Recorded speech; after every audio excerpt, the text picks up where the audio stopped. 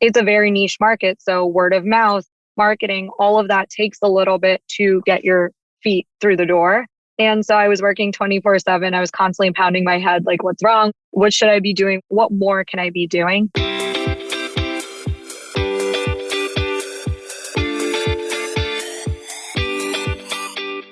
Hey, it's Renee. Welcome to the Into the Wild Show, a podcast designed to encourage women to take their back of the napkin idea, launch it, and grow a wildly successful business.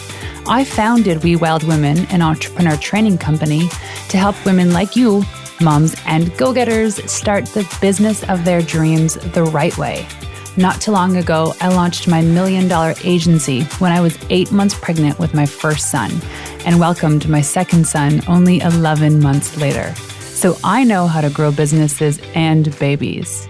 Join me as I teach you the guiding principles and how to start and grow your business while overcoming the voice in your head screaming, "It's not possible." These raw and funny episodes will make you feel like you're right here with me, sipping on some Pinot and leaving more confident saying, "Yes, I can." Every episode leaves you with some action items and a real kick in the ass to get started. Here on Into the Wild, you'll hear from other trailblazing entrepreneurs and experts because I know that the best advice is from someone who's successfully done it before. So put your headphones on, grab a cup of coffee, and tune in because Into the Wild is about to begin. Subscribe to my mom's podcast.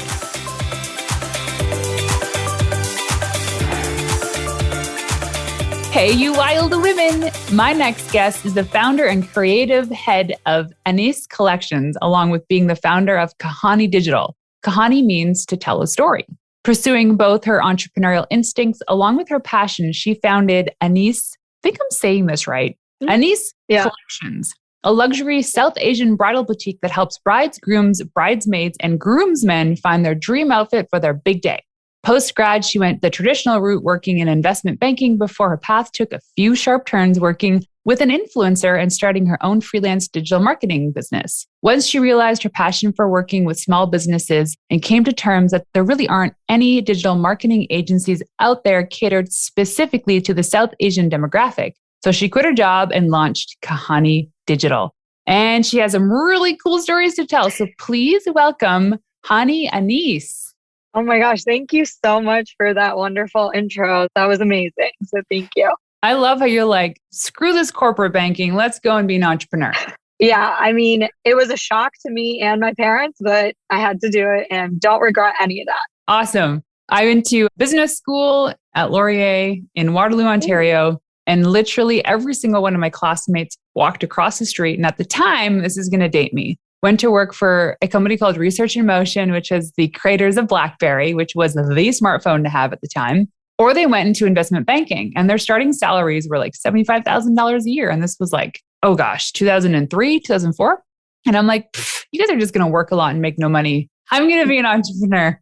Literally, that was my life, work a lot. And when I did the math, again, I was doing math every day. So I don't know why I didn't do this before I started. But like when I did the math by like hourly to how much I was making, I was like, wow, I really am not making that much money. Right. But there's the freedom and there's the passion. And we see these opportunities in the marketplace for us to inject our wisdom. And this is where we are today. So let's dive into some quick questions. It gives the audience a chance to get to know you better faster. Are you ready? I'm ready. So where are you from? I'm from Baltimore, Maryland as a whole, but Baltimore/DC area, Maryland. Cool. And what is your favorite quote? My favorite quote is "Fake it till you make it." Yes. I feel like even people that are making it are still faking it. That's all right. Yeah. Yeah, it's all right. It's part of the journey. What is one of the best pieces of business advice you ever received? The best piece of advice that I've gotten, and I cannot remember who told me this because it's come up a couple times, is if you think you're doing it wrong, keep going. Eventually you figure out that you weren't actually doing it wrong. I think we get bogged down by imposter syndrome that way. And then some people give up in the middle. And it's like, if you kept going, and I look back at things like that all the time, I'm like, if I kept going, maybe I could have pulled this into a different opportunity. And it's kind of those regrets, but at the same time, it's hard because like we want to keep going, but maybe there's signals telling us that you need to stop too. Yeah. Part of that plays into the go with your gut. That's also another one. Both of those combined together. Go with your gut. It usually is right. It is. And especially if you're a mother, I don't know if you're a mother, but if you're a mother, there's these things like the intuition is super strong with the needs of your child. And I think that maternal instinct is so strong that it's actually like a physiological reaction. You hold your stomach. And it's because there's millions of like, what is it, neurons that connect somewhere in your gut. But that same physiological feeling happens in your business too. But because it's not a life or death situation for the most part, as it would be with a child, you don't really go with it. You go with like what people tell you or the experience. But I like that. It's true. Like going with your gut. There's so many times I missed opportunities. I'm sure you have too, because you didn't do it. Yeah, okay. I think about it all the time. No regrets. No regrets. What is one of your biggest business mistakes? I'm harder on myself than I should be. So I'm thinking back to like every little thing. I think one of them, though, is being too nice and letting my personality influence business decisions. And by that, I mean, I've always kind of been a people pleaser. That's kind of my personality. And when I started my companies, I kind of transitioned that over to the very early stages of my company. And very quickly, I learned that if I was too nice, I would get eaten alive and I would taken advantage of. And both my businesses are client-facing businesses. So like the more you give a client, the more they want. And so I learned to kind of establish my boundaries, stick to my contracts, not over please. That's hard. There's a saying or a quote that I'm going to paraphrase because I don't know exactly what it is that a business will consume all the resources available to it. Yeah, right? Exactly. So if you're like, I'm going to give you 2 hours to write this blog post, guess how long you're going to take? 2 hours. But if I give you 30 minutes to do the same thing, you'll probably also get it done. What I just said, I mean that with my clients, my employees too, because we've all had terrible experiences with employers. So I wanted to combat that when I started my company. But again, if you're too nice to your employees, that gets also taken advantage of. So I've learned that the hard way, but now it helps to separate my personality from my boss or business personality. And it's like, you don't have to change who you are.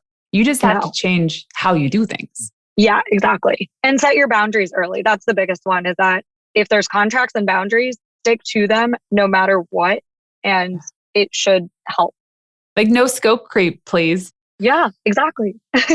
I'm working with a client now. So I do a handful of PR customers a year. It's like my past life is in PR. And they approach me and I'm like, here's how I work. I don't do formal proposals. You will get a short bulleted email of the things I'm going to offer you. You'll get a formal contract, but no formal proposals.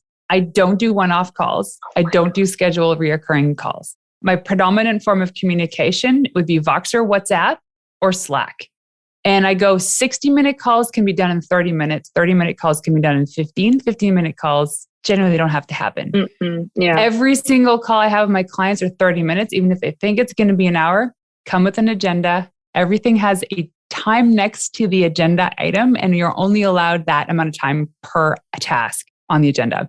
Think about it. You get things done faster, but this was obviously after years of letting clients just take advantage of this time. And now I'm like, I know what I'm doing. So boom, boom, boom.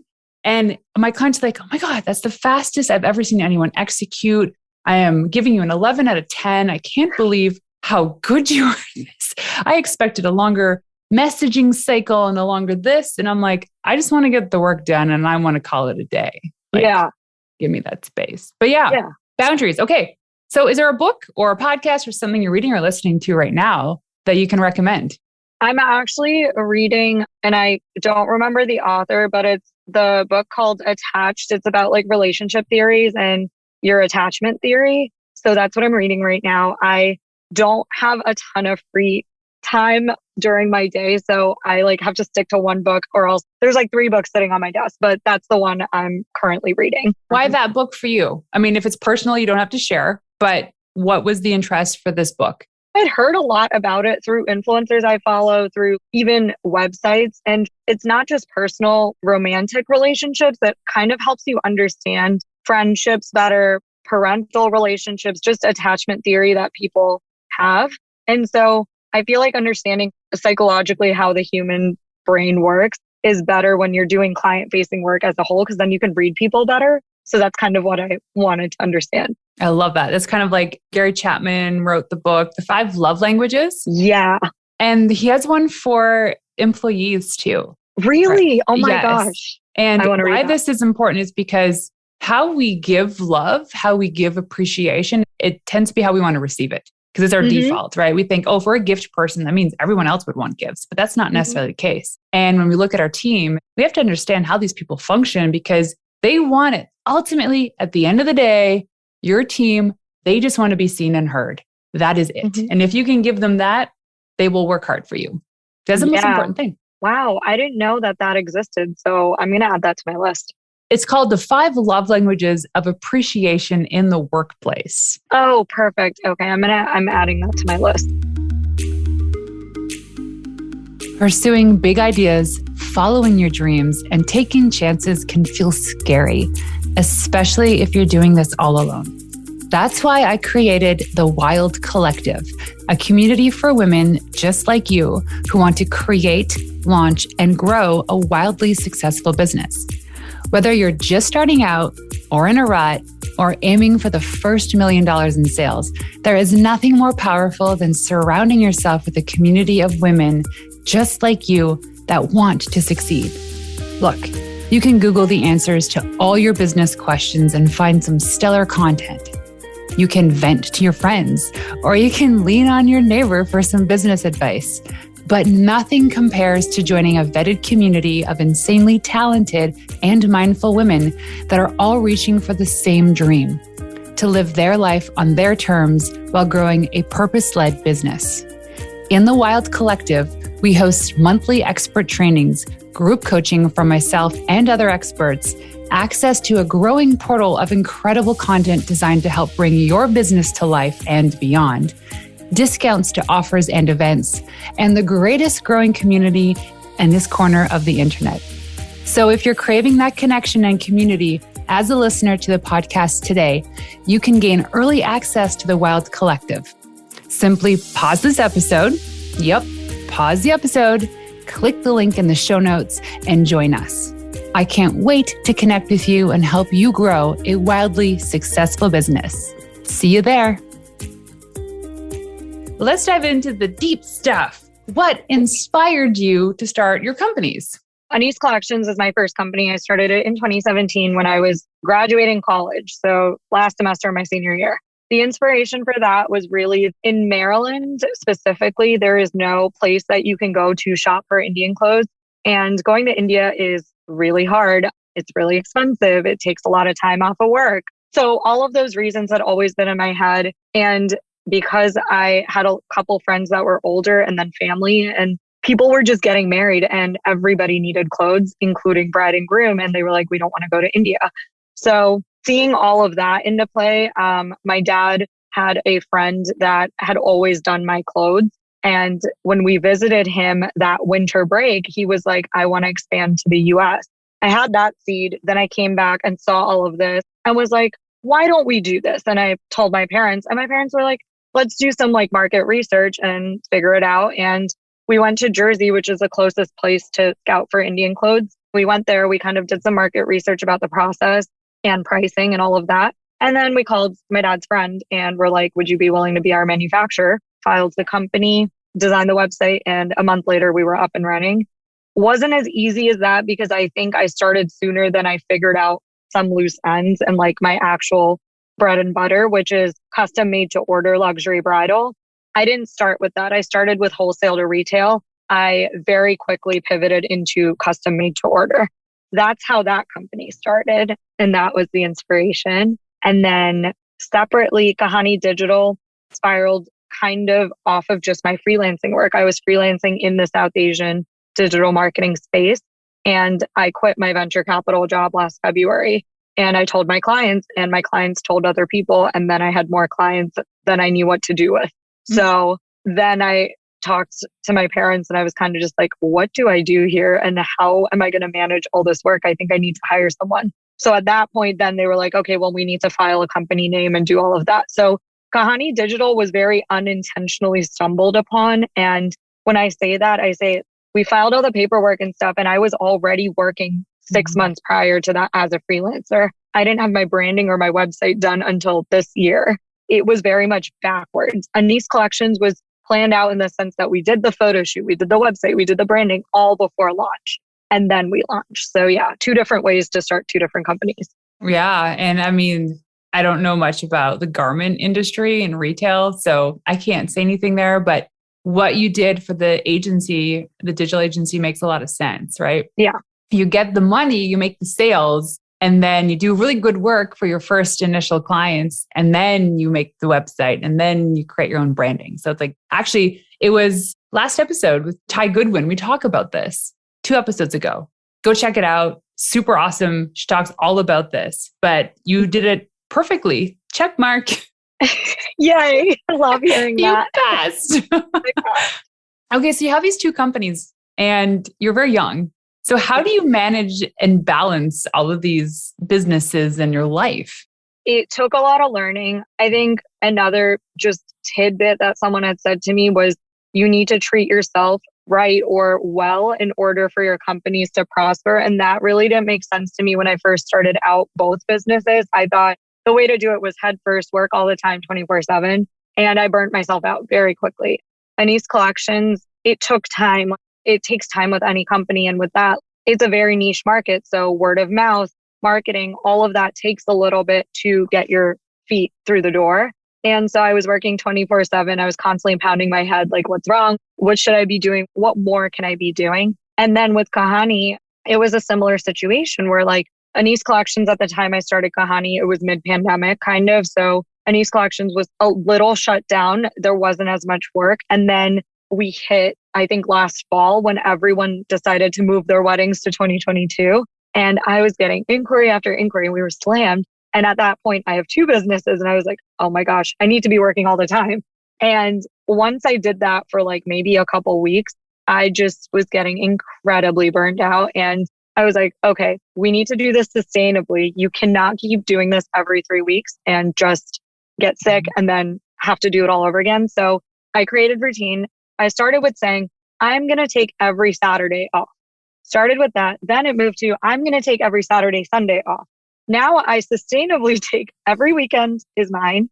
Fridays, I get off by like 3 p.m.-ish. I walk out of this office. Like if I get here early enough, then I walk out at 5 p.m. Like I have it structured like a 9 to 5 now, where I get time with my family. I get to go out to those dinners I was missing with my friends. I get to go out on the weekends. Like before, when I was in the building stages, I didn't allow myself any of that. My friends would say, you're MIA. My family would be like, we haven't seen you in a while. Like, and it just wasn't healthy. Question about this though, because I talk about seasons in business. And when we're first starting out specifically, or if we're going through a launch, this is kind of like the table stakes. It's almost required that this is the case. Going back to your recent experience in managing both growing businesses, what would you have done differently if you could have changed it? I think delegated better because at that point I had employees. With Kahani, I could have probably delegated a little bit more. But again, we talked about the maternal instinct a little bit. But for me, my businesses are my baby. I don't have kids. For me, it was like giving up that control is so hard, especially that initially. Like Kahani wasn't even a year old at that point, and I'm telling my employee to do these big tasks that I'm like, oh my gosh, can I give those away? Can I actually do that? It was learning how to do that and sustainably learning how to do that. Yeah, it's tough. Delegation is tough. I talk about the book Clockwork by Mike Michalowicz. He says you actually can't grow as a person or an entrepreneur if you aren't, he has this like deciding, deleting, delegating tasks, right? You have to delegate. Yeah. And like you become a better version. Yeah. And you become a better leader, a better version of yourself if you appropriately and properly delegate the tasks that you shouldn't be working on. So good on you. And now you know. So now when you see these seasons coming, you'll be like, oh, time to delegate. And you're good to go. Yeah. Like here, this is for you. Catch. Yeah. So talking about like misunderstanding what it was coming into this and these like myths in entrepreneurship. What are 3 common myths you misunderstood about being an entrepreneur before you started? I think the first one is definitely that I probably had a different perception of what it would be like to be my own boss. Like I thought, hey, this will be easy. I'll get to structure my day any which way that I want to. What I've noticed is that, yes, every day looks different and that's amazing, but sometimes all you want is a little bit of stability.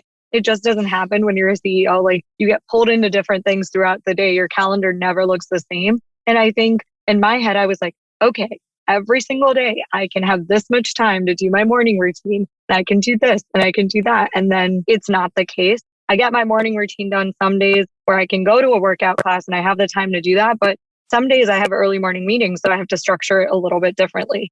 That's the first myth that I probably really misunderstood, especially when you're starting out. The second one, I think I would say is that hiring employees can immediately make your life easier. I thought like just hiring is going to solve all my issues going into it. And I feel like being a manager is harder than being just by yourself because you not only have to do work, but you also have to teach people how to do their work and that you have to build that time into your day, right? So that's the other one where it's an adjustment every time you hire someone. The training period's an adjustment, the delegation's an adjustment. And it's not as easy as like, yes, I hired someone. Now this much stuff is off my plate at this point. So that's the second one. And then the third one, I think I misunderstood just perks in carving out time management.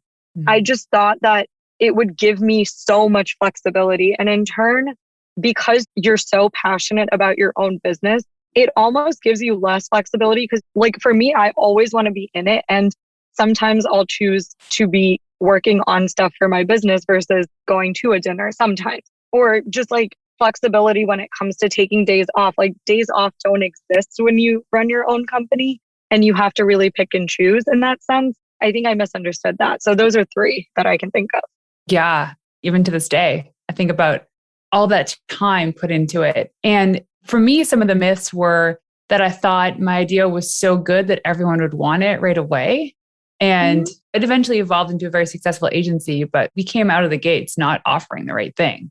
And it took us working with different clients and realizing what we hated and what we loved. But the other myth too is really understanding revenue, cash flow, and profits.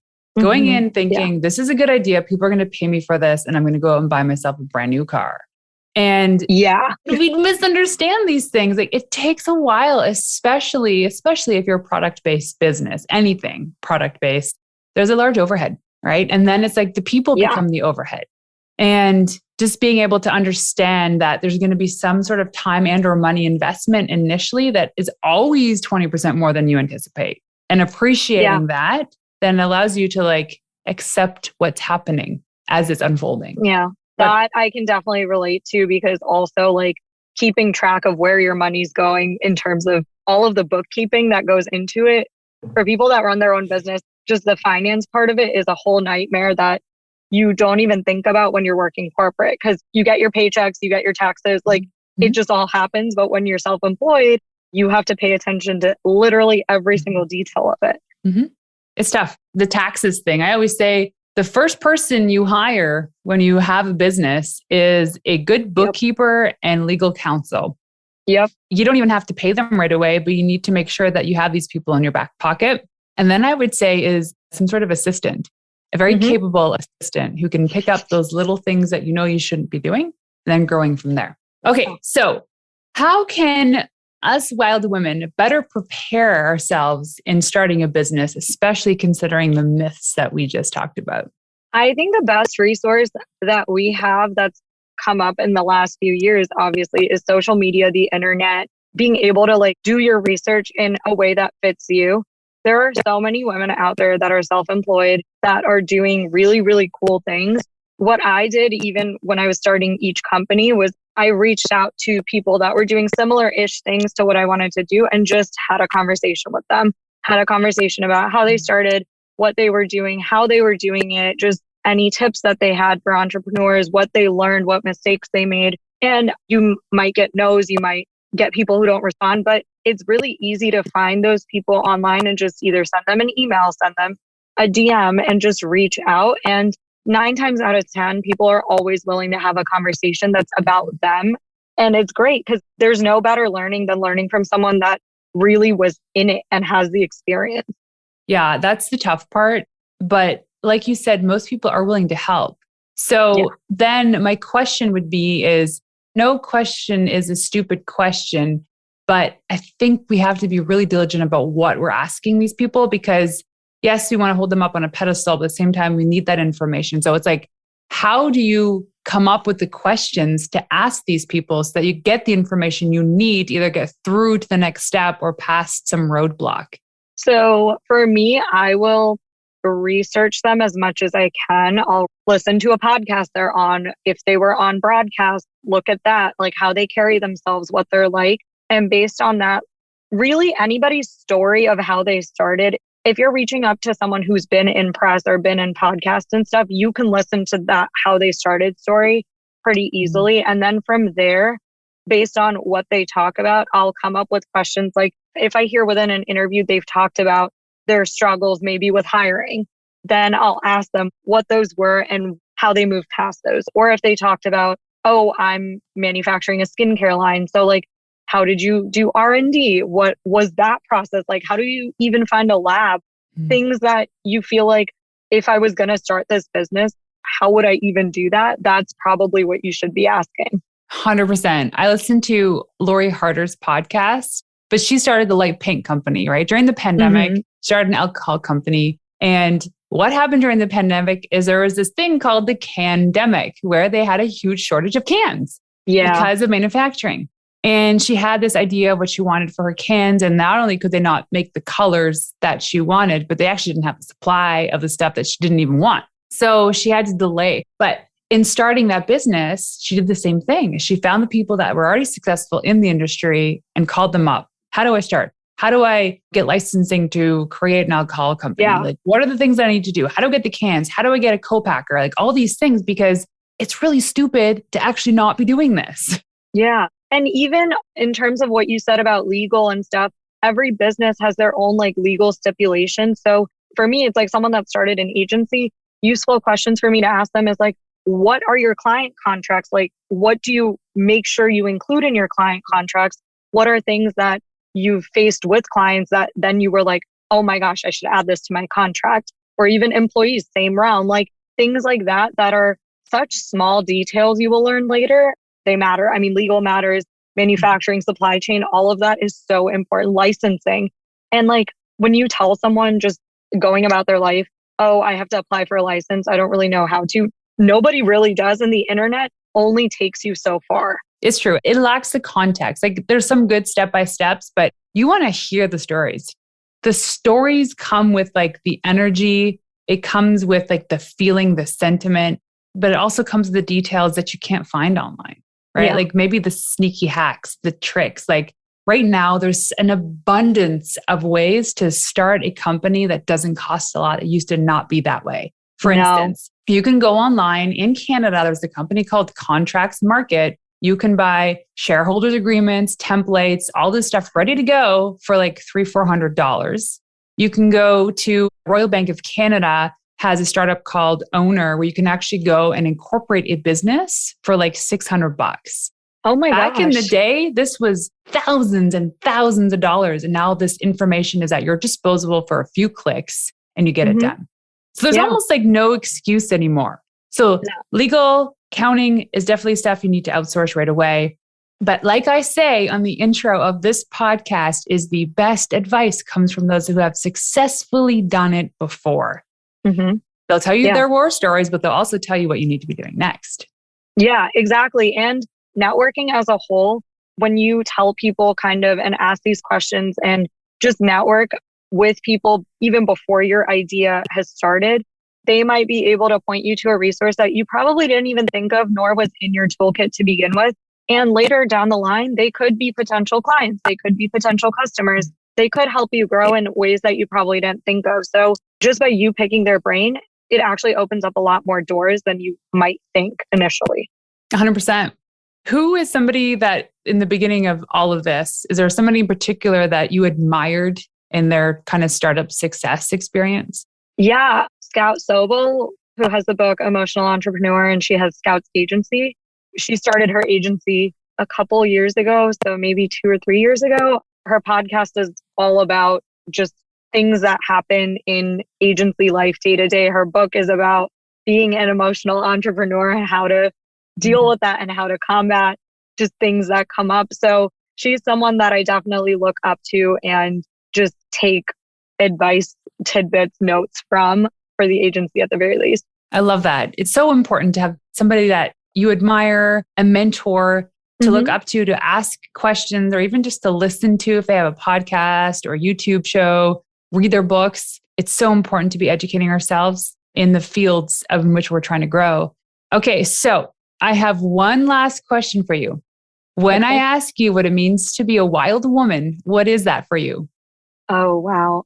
I'm going to go back to what I said earlier, which is just going with your gut. That is what it means to be a wild woman, following that instinctual passion that you might have for whatever it is. It doesn't have to be building a business. It could be for a hobby. It could be for being a mother. It could be just even working at your job. Anything that it is, going with your gut and making decisions that make you feel passionate about what you're doing is being a wild woman. I love it. And that's the perfect little wrap up to go with your gut. Yeah. Well, Hani, this has been amazing. If people want to find you, follow you, or buy from you, where can they go to find you online? My Instagrams for both companies are the easiest hub for everything, I will say. So my clothing company is anis.collections1. And then my agency is Kahani, KAHANI.digital. And then you can find our website and all of those good things through Instagram. Awesome. Well, this has been great in helping us debunk some of these myths of what it means to start a business. So thank you so much for joining us today. Of course. Thank you so much for having me. This is great. So there you have it. Thank you for tuning in to another episode of Into the Wild. To make this girl happy and to help reach other women who are dreaming of starting their business, please leave us a 5-star review on iTunes and everywhere you listen in. Also, if you want to find me in the wild, check me out on Instagram at Renee_Warren. That's RENEE_WARREN. And leaving you with one of my favorite tips of all time: the best advice you could ever receive is from someone who has successfully done it before you. Until next time, ladies, peace out.